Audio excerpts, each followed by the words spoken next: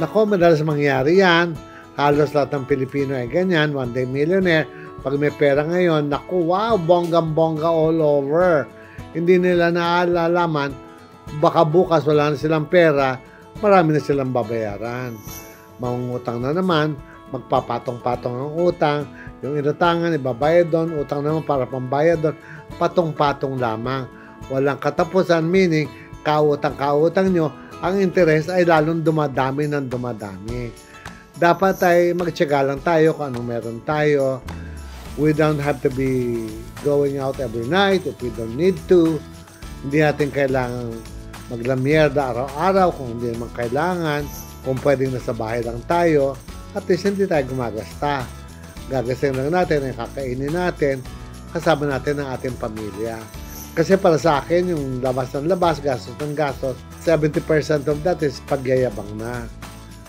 Hindi naman dapat. Dapat ay matuto tayong magpakumbaba. They will just come to realize na, uy, ang dami pala niyang ipon. You get the point?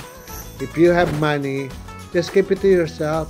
Hindi niyo naman kailangan ikwento dahil pangit pakinggan ang taong nagkikwento tungkol sa pera.